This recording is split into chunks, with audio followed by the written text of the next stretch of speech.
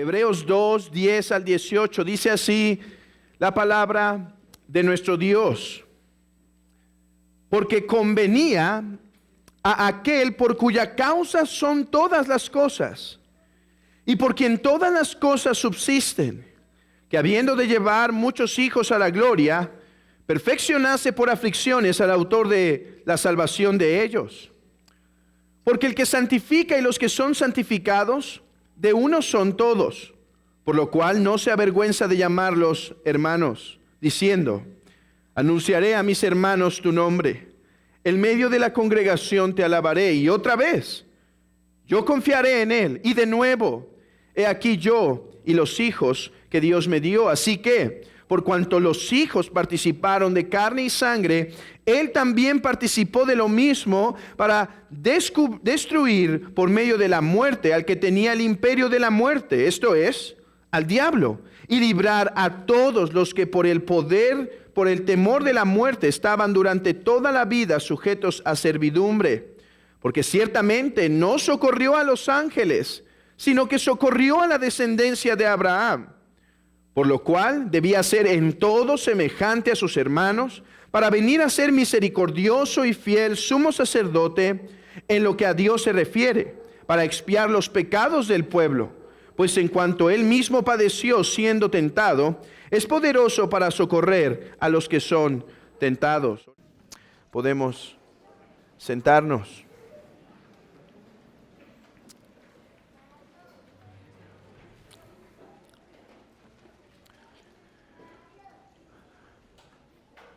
La solidaridad es una virtud que es exaltada en la humanidad en general. Ser solidario es algo bueno. De hecho, nuestros padres y nosotros, al ser padres, enseñamos a nuestros hijos esta virtud de ser solidarios. ¿En qué consiste la solidaridad? Consiste en hacer bien a mi prójimo en virtud de una cosa que compartimos en común. Hay diferentes grados de solidaridad. Por ejemplo, en un sentido, si yo veo a un animal muriendo y veo a un hombre muriendo, debido a que yo comparto más con el hombre que con el animal, mi acción bondadosa debe ser hacia el hombre, porque hay algo que nos vincula. Después, hay una solidaridad que tiene que ver más con aquellos que pertenecen a nuestra nación. Y si tengo la oportunidad de hacer bien a los de otra nación o a los de mi nación y tengo que elegir, debido a ese vínculo que comparto con mi compañero, con mi compatriota, yo debería buscar ser solidario con él. De hecho, Pablo dice, bueno, hagamos bien a todos los hombres, pero mayormente a los de la familia de la fe. Debemos preferirnos, dice el apóstol Pablo, unos a otros. ¿Por qué? Porque compartimos incluso algo más íntimo todavía que simplemente el ser seres humanos o el ser mexicanos, y es la unidad en Cristo. Los padres dicen a sus niños, porque esto suele pasar comúnmente en las familias, niños, y díganme si no es verdad, traen solo un dulce en su bolsa y le dice compártele a tu hermanito. ¿Qué va a decir el niño? Ah, no, mejor me lo como después. Pero ve a su amiguito y ¿qué dice? ¿Quieres? ¿Y qué va a decir el papá o la mamá? A ver, hay algo mal aquí. Primero debes mostrar bien con tu hermano. Tienes que ser solidario con él. Bueno, este concepto me sirve para introducirme a la siguiente parte del texto en Hebreos. Y es que justamente trata de solidaridad, pero una solidaridad no natural, sino provocada. Una solidaridad no nacida por la mera naturaleza, sino de la gracia. ¿A qué me refiero? A la solidaridad de Jesús con los pecadores. El versículo 11, 12 y 13 en los que nos vamos a enfocar se leen de la siguiente manera: porque el que santifica y los que son santificados de uno son todos, por lo cual no se avergüenza de llamarlos hermanos, diciendo: anunciaré a mis hermanos tu nombre, en medio de la congregación te alabaré. Y otra vez, yo confiaré en él, y de nuevo, he aquí yo y los hijos que Dios me dio. El autor sigue explicando por qué Jesús se tuvo que encarnar y tuvo que sufrir. Él nos ha dicho en el versículo 10 que convenía para los propósitos de los planes de Dios, para llevar muchos hijos a la gloria, perfeccionar por aflicciones al autor de la salvación. ¿Por qué sufrió Jesús? Porque convenía en el plan eterno de Dios, y ya no puedo explicar este versículo porque fue lo que hicimos la vez pasada, pero ahora da una segunda razón de por qué convenía que Jesús sufriera. ¿Te has preguntado alguna vez por qué los sufrimientos de Jesús me pueden beneficiar a mí? ¿Me benefician a mí? Amigo, ¿te has preguntado por qué los sufrimientos de Jesús pueden ser para mi favor? Porque es evidente que Jesús sufrió, pero ¿por qué te pueden beneficiar? La respuesta, dice el versículo 11, es la siguiente: porque el que santifica y los que santifica de uno son todos. Vean que el autor pone una íntima conexión. Está el que santifica, hablando de Jesús, y los que son santificados. Jesús tuvo que morir, convenía, porque el que santifica y los que son santificados comparten algo en común. Bueno, ¿qué es eso que comparte Jesús y el pueblo de Dios que hace que los sufrimientos de Jesús me beneficien a mí? Respuesta: de uno son todos. De uno son todos. Nuestra traducción, la Reina Valera 60, está intentando ser muy fiel al texto griego cuando usa este lenguaje indeterminado. Dice: de uno son. ¿De qué uno? ¿De qué uno? Bueno, eso es lo que ahorita nos vamos a buscar resolver.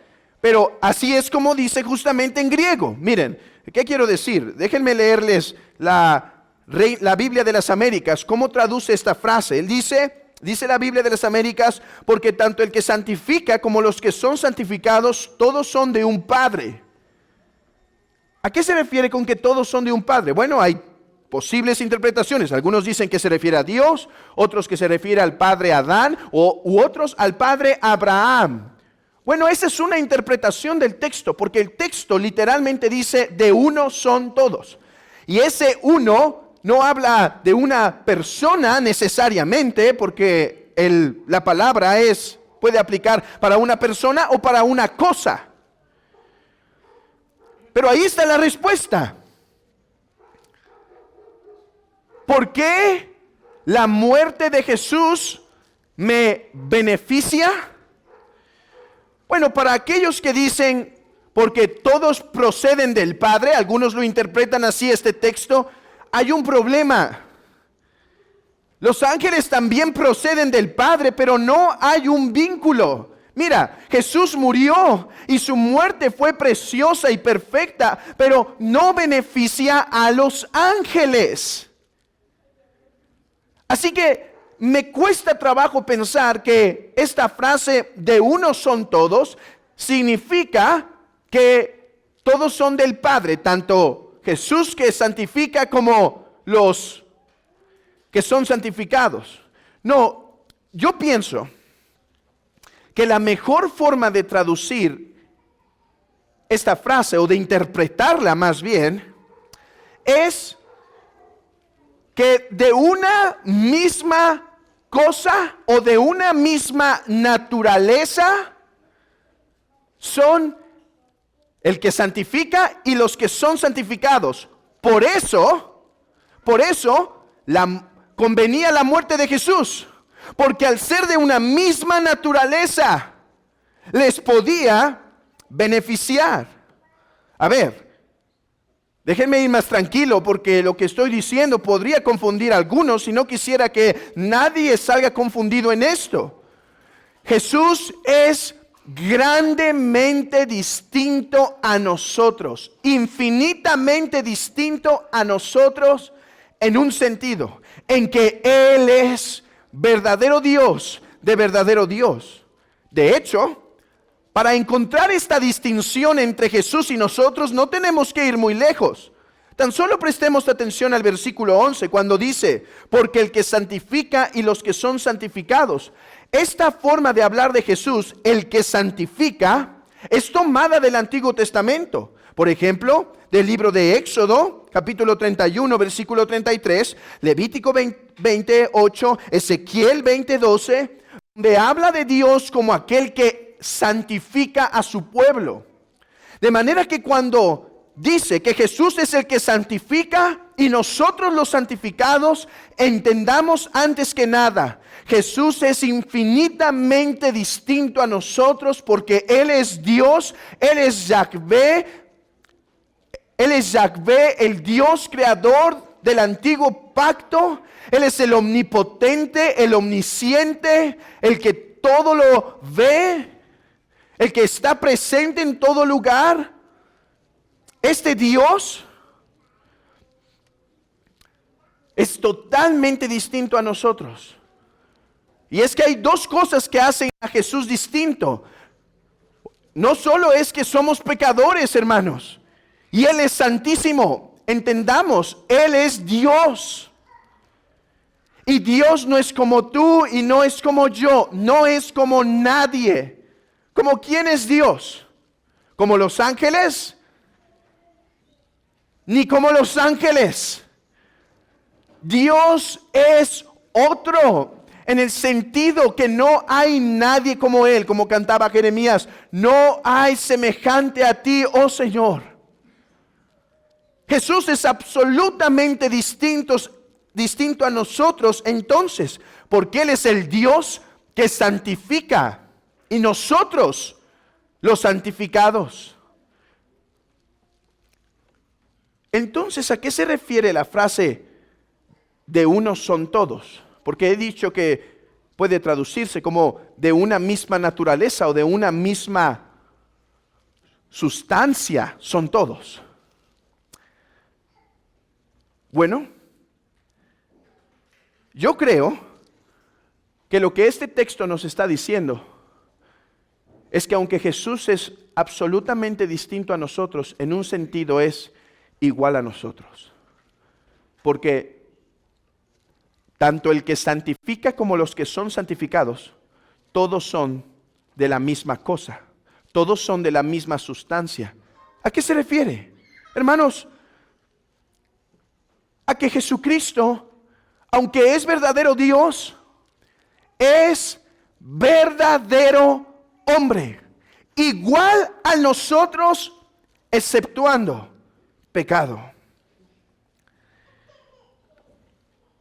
¿Por qué la muerte de Jesús nos puede beneficiar?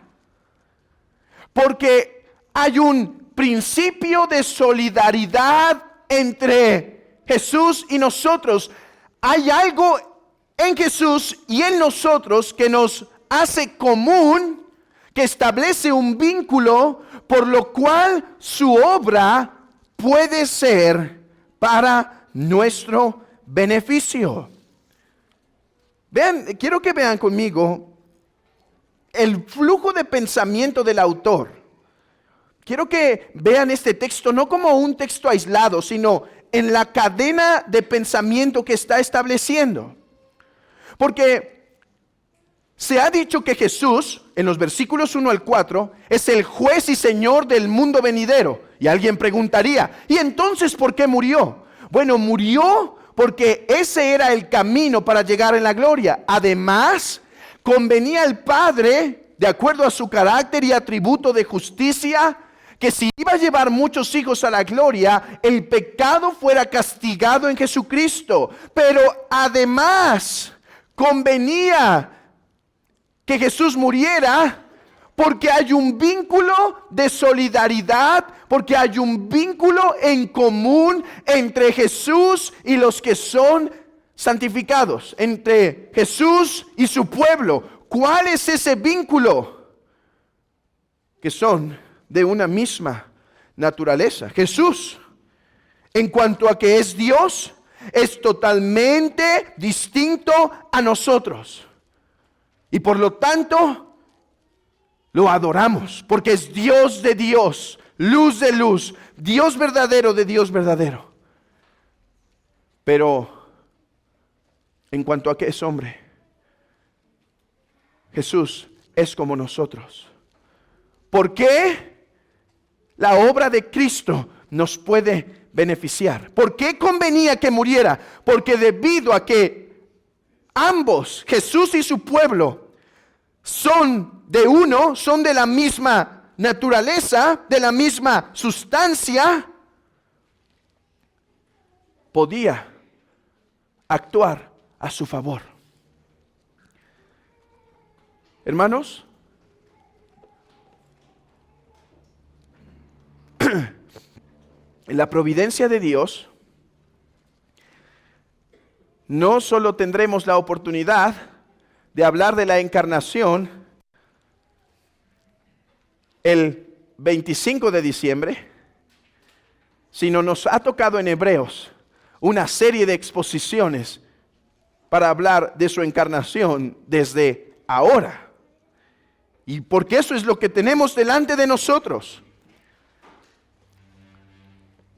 No te espantes, dice el autor de Hebreos, cuando hablamos de que Jesús se hizo hombre y sufrió. Eso ocurrió para que su obra te pudiese beneficiar, porque ahora tanto Jesús como ustedes comparten algo en común. ¿Qué? Naturaleza humana. Dice un autor, este fue el gran propósito de la encarnación del Hijo de Dios,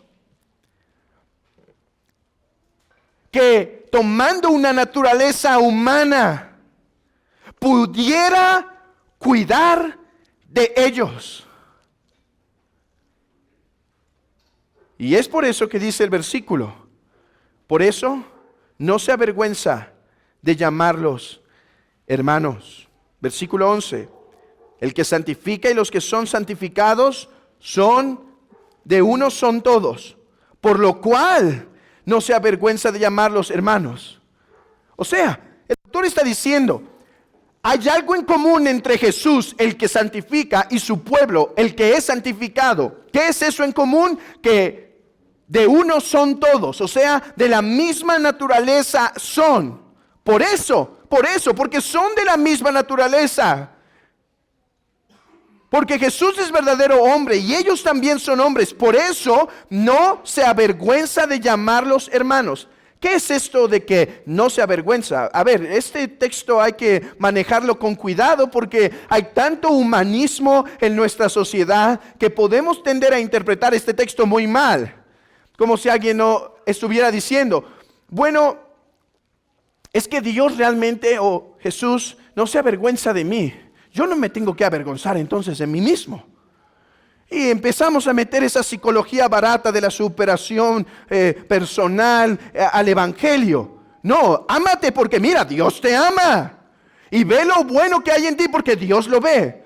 A ver, si quieres ver cómo te ve Dios, lee la Biblia, no prendas la televisión o veas las noticias o vayas a esa librería para ver los últimos títulos. ¿Quieres saber cómo te ve Dios? Lee la Biblia, ahí te dice cómo te ve y cómo me ve. Y la radiografía no es nada alentadora. Es cierto, somos imagen de Dios. Y por lo tanto hay un valor intrínseco, hay un valor natural en todo ser humano. No obstante, dice la Escritura en Salmo 14 que Dios miró desde los cielos para ver si había algún entendido entre los hombres o alguno bueno entre los hombres que le buscara y dice que no encontró ninguno. Así que cuando el texto dice no se avergüenza, cuidado de no interpretar este texto humanistamente y decir, es que ve en mí lo bueno que hay. Es que ellos no ven, ¿sí? Mi familia no lo ve, mi jefe no lo ve, pero Dios sí ve esa buena persona que soy adentro. No, eso no es lo que quiere decir. Déjenme intentar explicar. ¿Qué es lo que se nos quiere dar a entender con este no se avergüenza de llamarlos hermanos? Imagina que un señor se le ocurre sacar a pasear a su mascota y es de esos traviesos, ¿sí? Y se va pero lejos. Y él lo empieza a buscar.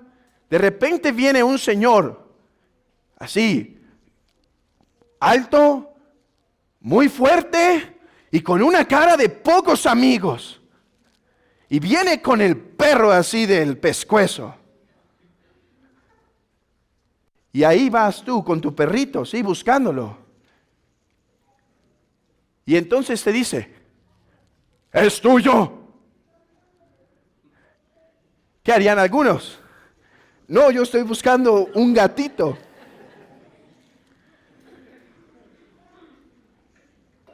Bueno, si ese hombre dice, sí, es mío, yo voy a pagar todo el daño. Esa es la idea de no se avergüenza de llamarlos hermanos. Que toma plena responsabilidad. De hecho, esto lo vemos en los evangelios. En Marcos capítulo 8, por ejemplo.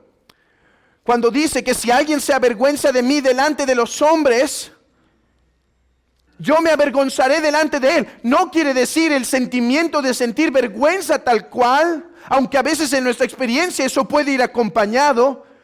Pero el punto es, lo declaras, lo confiesas como que perteneces a Él, como que es tuyo. Esa es la idea aquí. El que santifica y los que santifica, ambos son de una misma cosa, de esa misma naturaleza, ambos son hombres. Y por eso toma plena responsabilidad por ellos. De hecho, esto lo leemos en Isaías 53 cuando dice el texto, mas Jehová cargó en él el pecado de todos nosotros. Que Jesús no se avergüenza de su pueblo no quiere decir tanto que no tenga el sentimiento de vergüenza, sino que ha tomado plena responsabilidad por ellos. ¿Por qué? Yo comencé diciendo en este sermón que, hermano, tú y yo, en un sentido, nos debemos el bien el uno al otro.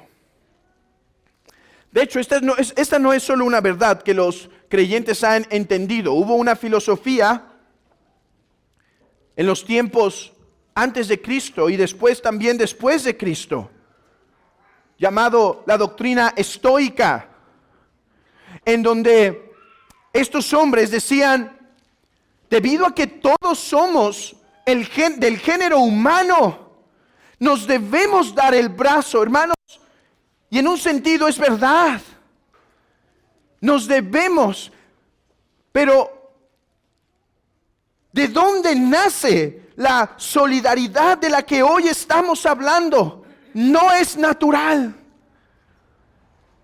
Dios es totalmente distinto a nosotros. Dios es totalmente distinto a los ángeles. Dios es totalmente distinta a la creación. Y los ángeles cayeron y Dios no quiso hacerles bien. Y Él es justo y Él es bueno y Él es santo y no hay defecto en su carácter. Pero los hombres cayeron y Él quiso hacer bien. Pero ¿cómo este Dios creador podría hacernos bien si somos tan distintos? Si Él es el Señor, uno que no es cuerpo, uno que no muere, uno que es santo, y nosotros criaturas que pasamos, temporales, pecadoras, que fallan. ¿Cómo es que podría haber un bien de parte de Dios? Aquí está el punto. Convenía que Jesús se encarnara para que el que santifica y los que son santificados, que son de uno, se pudieran beneficiar de la obra de Cristo. ¿Por qué se encarnó Jesús? Para poder ser nuestro hermano, para poder ser solidario, para poder hacernos bien. Esa es la razón de la encarnación. ¡Qué maravilla! Que el que es eternamente distinto a nosotros se hizo como nosotros para poder santificarnos. ¿Qué quiere decir aquí la palabra el que santifica y los que son santificados? Yo sé que a veces esta palabra nosotros la encajamos únicamente en el proceso de santificación, de ir venciendo el pecado, lo que llamamos la mortificación y la santificación. Pero el concepto en Hebreos de santificador tiene más que ver que solamente esa parte. Es el concepto antiguo testamentario que procede de Éxodo y Levítico de salvación. De salvación.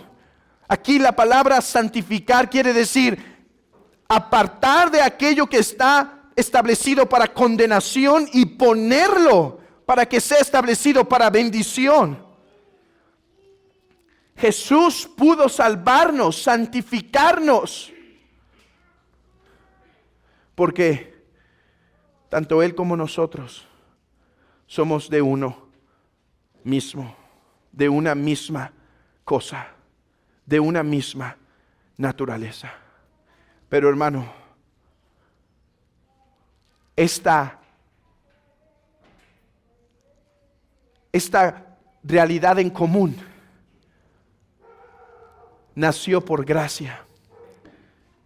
Nació por gracia.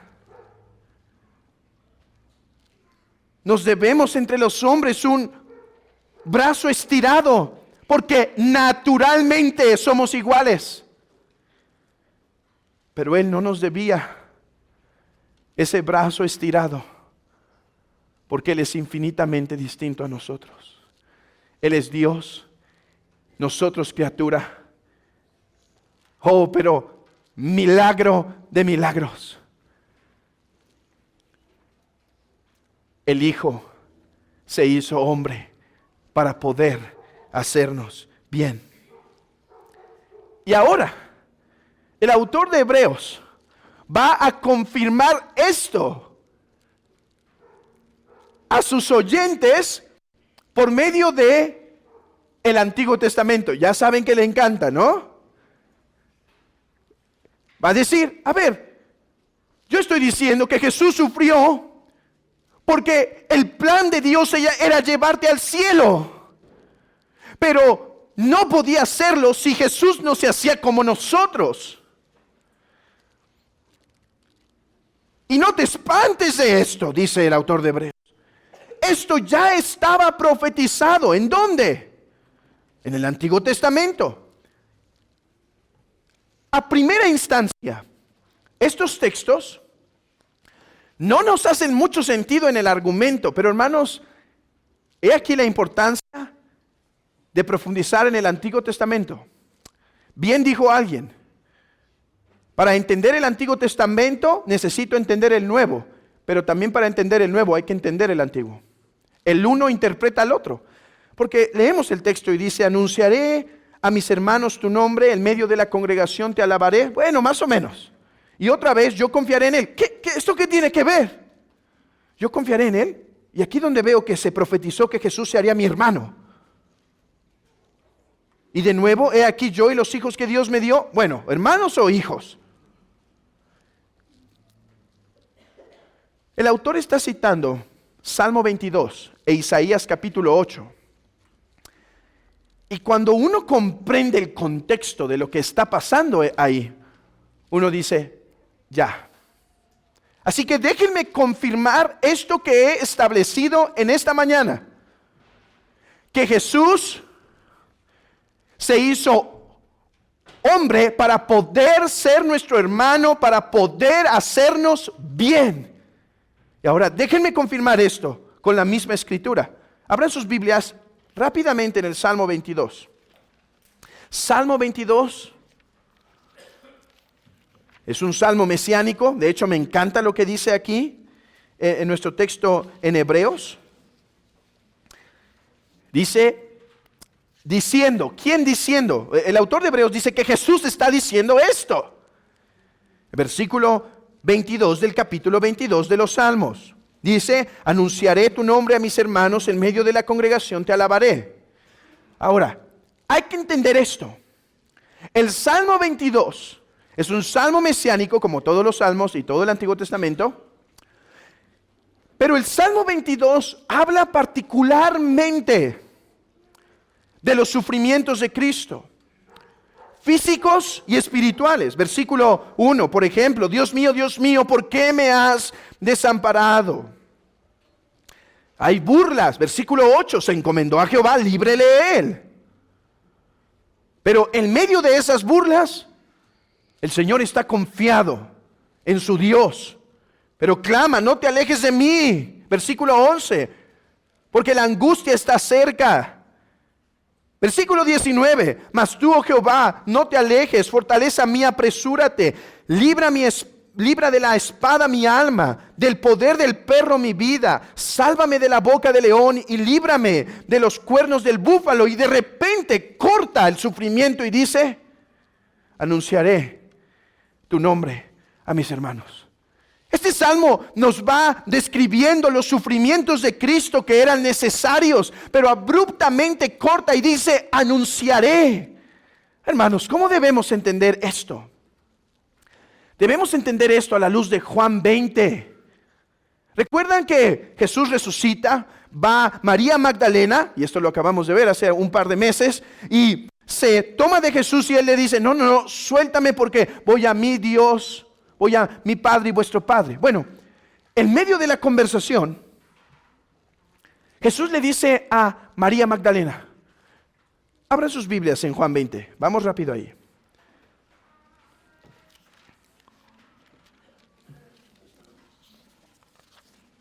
Juan 20.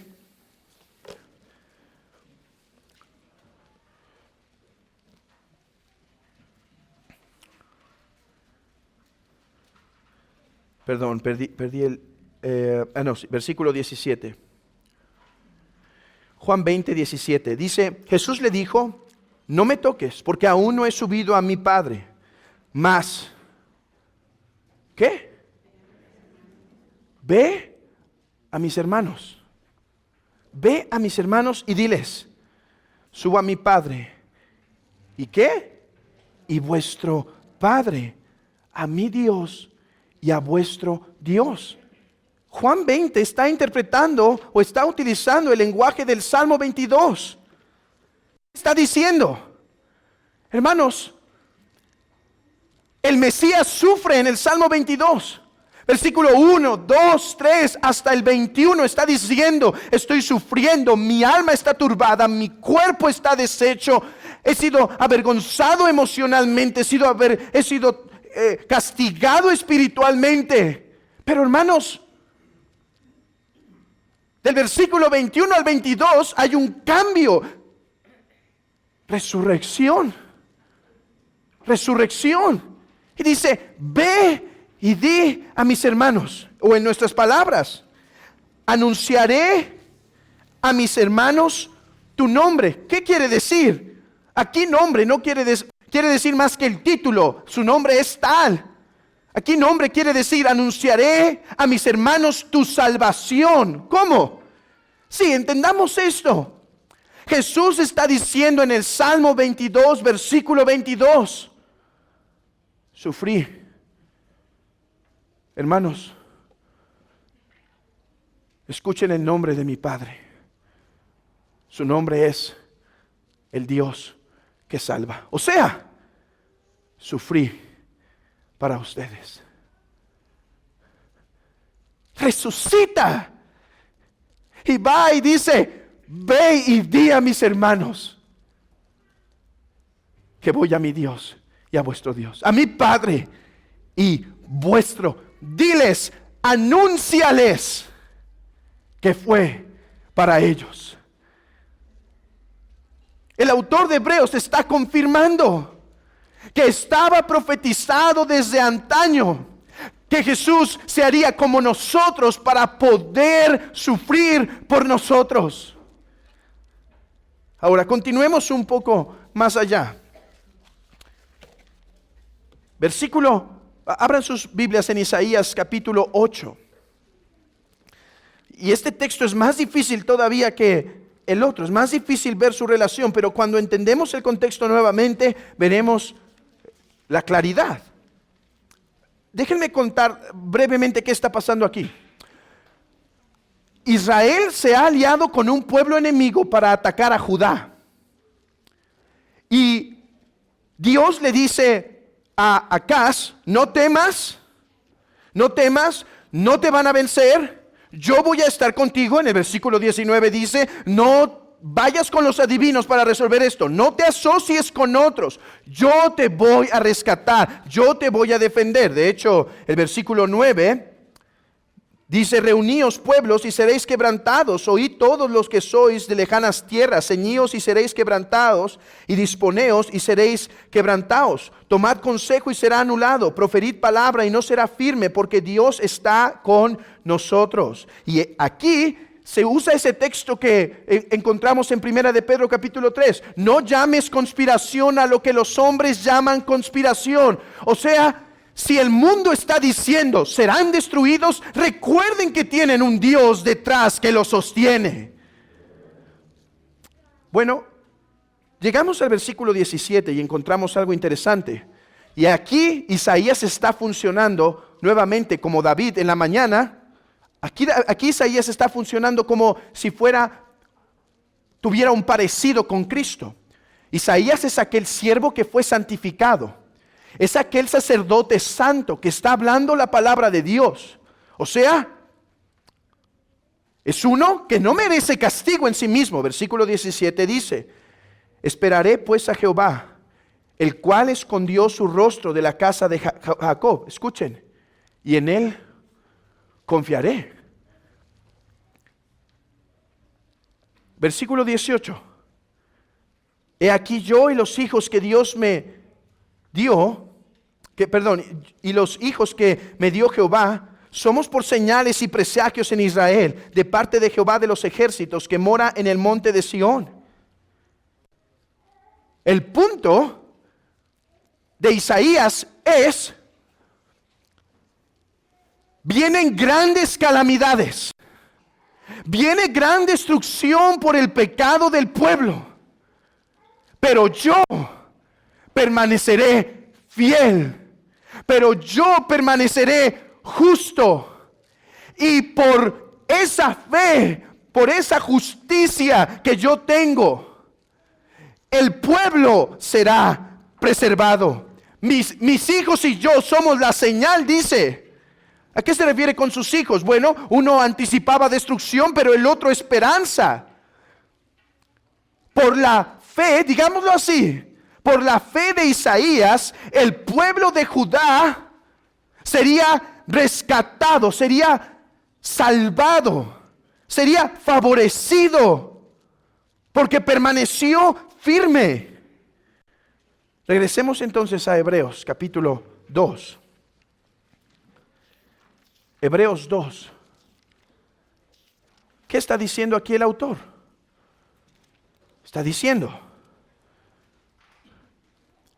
Jesús se encarnó para poder ser tu hermano, como estaba profetizado en el Salmo 22, que Él moriría para tu bien, y en Isaías 8, tipificado en Isaías, que Él se mantendría firme, obediente y confiado para tu bien. Hermano, la obra de Cristo nos beneficia, porque Él tomó carne, y por eso puede ser nuestro hermano. Por eso puede llevar nuestra carga. Por eso su obediencia nos beneficia. Así como la obediencia de Isaías benefició a Judá, la de Jesús nos beneficia a nosotros. ¿Por qué? Porque así como Isaías sufrió, siendo el justo, no teniendo que llevar el sufrimiento, así Jesús, siendo Dios, se hizo hombre para llevar la maldición que no debía llevar, pero todo para favorecernos. Déjame aplicar esto de esta forma a tu corazón. Amigo, esta es la razón por la cual puedes ser salvo. No hay otra forma, no hay otra manera. Por eso el Hijo se hizo carne, para poder darte perdón de pecados. Porque Él es nuestro hermano, que procede de una misma naturaleza humana, que es un verdadero hombre. Es que tú puedes tener perdón. No hay otra forma, no hay otra razón. Qué misericordia de Dios, que sin tener que ser solidario, y de hecho no poder serlo en el sentido profundo, en el sentido esencial, porque Él es Dios y nosotros hombres, criaturas, quiso hacernos bien y se hizo hombre para poder serlo. Amigo, pero no te equivoques. La muerte de Jesús no te aprovecha si tú no crees en Él. David venció, ¿cierto? Destruyó al paladín. ¿Pero a quién benefició eso? A Israel. ¿A quién que se puso allá atrás? Quizá hubo unos cobardes que se fueron con el paladín. Pero ¿a quién benefició la victoria de David? A los que estaban detrás de él. O si tú no has confiado en Jesús, si tú no has creído en Él, si no le has recibido como tu Señor y Salvador, su muerte no te beneficia. Se ha hablado en nuestros días de vacunas que salvan al mundo. Luego hablamos si sirven o no. Ese no es el punto ahorita. El punto es Si sí salvan, pero no te pones, morirás. A ver, quiero aclarar aquí, ya me metí en problemas. No te las pongas, ¿sí? Pero digamos que una que sí soluciona un problema, ¿sí? O póntela si quieres, pues, pero mi punto es ni te digo sí ni te digo no. Te digo más no, pero haz lo que quieras. Mi punto es, imaginemos que hubo una enfermedad que afectó todo el mundo y hubo una vacuna, una medicina que realmente sanaba ese problema. Bueno, si no te la pones, si no la recibes, no te beneficias. Ok, Jesús se hizo hombre, pero en esto se equivocan muchos, que piensan que porque se hizo hombre y murió, ya me salva. Si no crees en Él, no. Cree en el Señor Jesucristo. Porque mientras no pongas tu esperanza en Él, no eres santificado por Él. No eres salvado por Él. Has pecado. Hemos pecado. Merecemos el juicio de Dios. Merecemos la ira de Dios. Merecemos su castigo. Solo en Jesús hay perdón de pecados. Solo en Jesús hay la victoria del pecado. Cree en Él. Pon tu esperanza en Él. Confiesa ante Dios que eres pecador, pero que has escuchado de un Salvador. Que has escuchado de uno que tomó cuerpo para poderme llamar hermano y morir por mí. Cree en Él y serás salvo. Hermanos, esta es mi primera aplicación para ti. Alaba a Dios Padre y alaba a Dios Hijo. Tomó cuerpo, hermano, para poder ser tu hermano. Tomó cuerpo para poder tener la naturaleza humana en común y poder hacer una obra que te beneficiara. ¡Qué maravilloso favor! No son mis hermanos naturalmente, pero tomo cuerpo para poderlos llamar hermanos. Para poder cargar su deuda, para poder obedecer por ellos. Primera aplicación, adora. Adora, hermano. Da gracias en tu corazón por tan excelsa obra, por tan grande condescendencia, que se hizo hombre para poder decir, hermano, yo llevo tu deuda. Allí estaba el hermano impío que le preguntó, ¿dónde está tu hermano? ¿Soy yo acaso guarda de tu hermano? ¿De mi hermano? Pero ahí está Jesús diciendo, no soy naturalmente su hermano, pero tomo cuerpo para poder cuidar de ti. Para poder sanarte a ti. Hermano, adora. Pero en segundo lugar, sé consolado. Qué gozo saber que aunque el mundo nos desprecie, hemos sido comprados por Cristo. Que aunque el mundo nos considere estorbos de la humanidad, como decía ese filósofo Nietzsche, Él tomó cuerpo para hacernos suyos. ¡Qué grande vínculo tenemos! ¡Qué gran hermandad poseemos!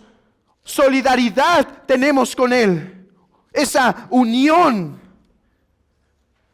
Si el mundo nos persigue por parecernos a nuestro hermano,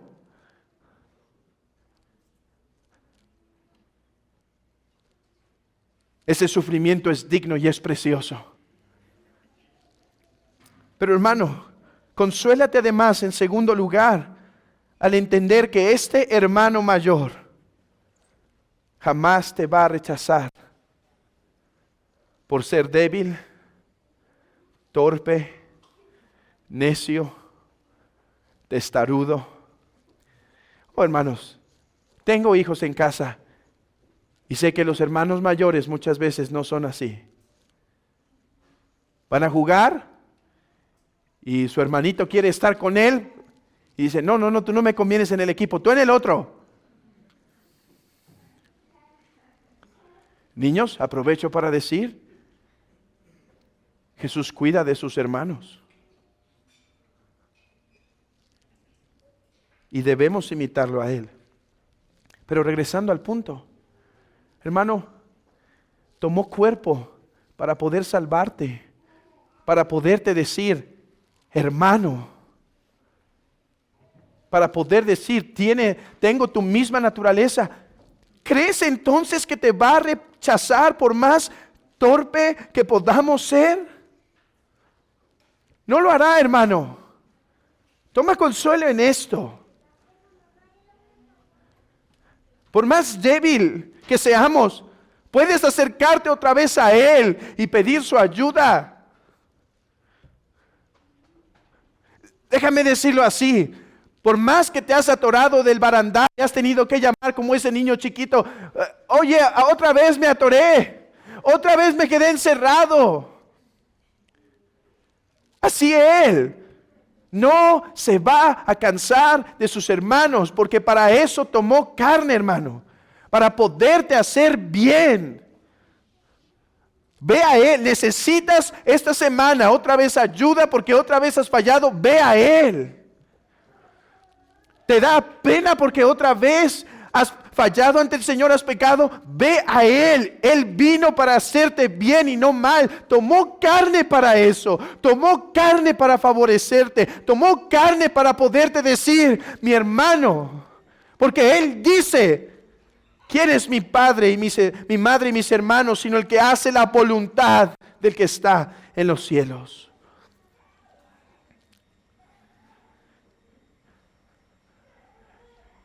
Tus enemigos te atacan. Allí está ese hermano que es un mejor David, que ha vencido a los enemigos. Pide su ayuda. Pide de su gracia, porque Él con su Espíritu Santo nos ayuda para vencer esos enemigos, para poder vencer esos pecados, esas tentaciones, esas fallas en nuestro carácter, esos pecados de nuestro carácter, debo decir. Pide, oh Jesús, que siendo Dios te hiciste hombre para hacerme bien.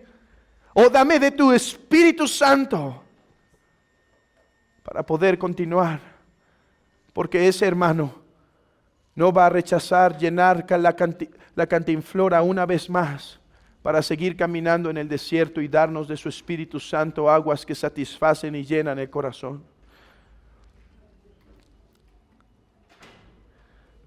Queridos hermanos, una última cosa, ya no como consolación, sino a manera de exhortación. Jesús ama. Jesús ama a tu hermano. Dios nos ha hecho una preciosa comunidad. Tenemos otros hermanos, espiritualmente hablando, en China, en Corea. Gloria a Dios que el Evangelio ha llegado a los rincones de este mundo. Pero no te preocupes ahorita tanto en estas circunstancias, sino Dios te puso cerca de tu hermano para que le ames, para que imitemos sus pasos. Mira, tú dirás, sí, pero Dios no vio nada bueno en él para salvarlo. ni en ti. Pero Él quiso amarnos, haciéndonos el bien, y en eso debemos caminar. Hermano, amemos a nuestros hermanos a la luz de que Cristo se encarnó y derramó su sangre para poderlo hacer parte de la familia de Dios, así como a ti. Hermano, te debes a tu hermano.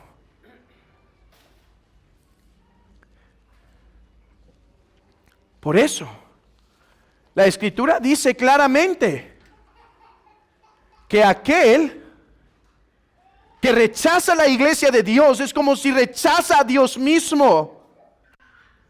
Hermanos, amémonos unos a otros, llevando las cargas unos de otros, conociendo los dolores de otros, orando por otros, sentándonos a escuchar a otros. Porque, hermanos, somos parte de una misma familia por aquel que, siendo tan diferente que nosotros, tomó cuerpo para salvarnos. Y por eso, iglesia, somos llamados a mirarlo a Él, nuestro hermano mayor, nuestro hermano que nos ha salvado, que nos ha hecho bien. Que Dios obre en el corazón de su bendito pueblo. Amén.